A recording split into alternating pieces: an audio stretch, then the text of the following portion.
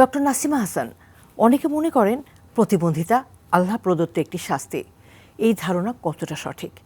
ইসলামের দৃষ্টিতে প্রতিবন্ধিতা কি আল্লাহর পক্ষ থেকে আসলেই শাস্তি, নাকি অভিশাপ, নাকি একটি পরীক্ষা? কোরআনে আল্লাহ তাআলা বলেছেন যে নিশ্চয়ই আমি তোমাদেরকে পরীক্ষা করব, ভয়, ক্ষতি, জানমালের ক্ষতি ইত্যাদি দ্বারা, কিন্তু বিশ্বাসীদের সুসংবাদ দাও, কেননা আল্লাহ পরীক্ষাটি করেন। যদি সেই পরীক্ষায় টিকে যায়, সে ধৈর্যের সাথে ধরে থাকে, তাহলে কিন্তু আল্লাহ তাআলা তাকে সুসংবাদ প্রাপ্ত করছেন। তো এখান থেকেই বোঝা যায় মানুষকে নানানভাবে আল্লাহ পরীক্ষা করবেন। সেখানে এই পরীক্ষার মধ্যেই এটা পড়বে, মানুষের হয়তো কোথাও না কোথাও অক্ষমতা থাকবে।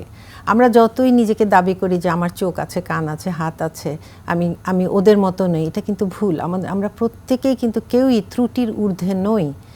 তাদের হয়তো সেই অক্ষমতা বেশি দেখা যায়, আমাদেরটা দেখা যায় না, বা আমরা লুকিয়ে রাখি, যার জন্য আমরা মনে করি যে তারা আমাদের মতো নয়। এটা কোনো মতেই অভিশাপও নয়, এটা আল্লাহর ইচ্ছাতেই হয়। এটা পিতামাতারও কোনো পাপের ফলে নয়, কেননা আমরা খুব সহজেই এটা আসলে বলে ফেলি যেটা পিতামাতার কোনো পাপের কারণে হয়েছে।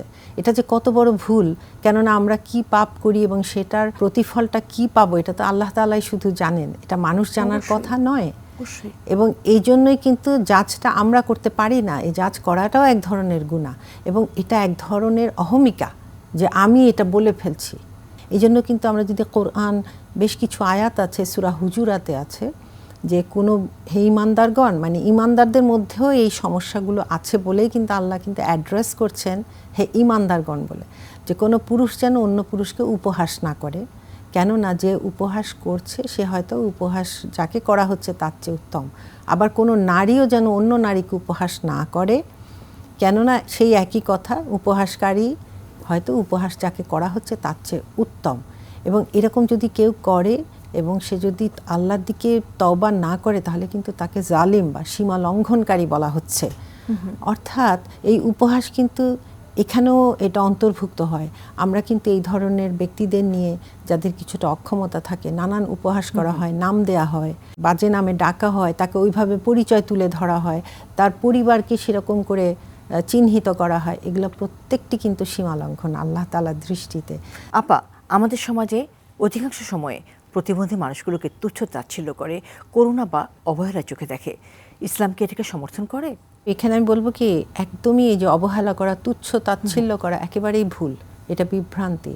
এবং এটা আমাদের এই জন্যই, এই যে অনুষ্ঠানটা হাত বাড়িয়ে দিলাম, এটাই কিন্তু ইসলামের একটি বেসিক শিক্ষা।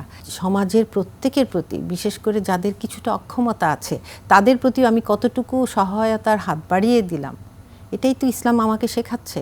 কিন্তু আমরা সেটা না শিখে আমরা করি কি, মানুষের ব্যক্তিগত জীবনের কার কি সমস্যা সেটা নিয়ে বসে যাই, যে ওর এটার জন্য এটা হয়েছে, এটাই আমার কোনো অধিকার নেই। কাজে তুচ্ছ তাচ্ছিল্য তো দূরের কথা, বরং তাদের প্রতি অতি মানবিক হতে হবে, দয়া দেখাতে হবে, সহানুভূতিশীল হতে হবে, তাদেরকে পথ দেখাতে হবে। পথ দেখানো বলতে আমি বলছি তাদের যোগ্যতা অনুযায়ী তাদেরকে সংস্থান করা সমাজে। আমার ক্ষুদ্র চিন্তার একটি বহিঃপ্রকাশ হলো এইটা, যে তাকে আমি তুচ্ছ তাচ্ছিল্য করছি।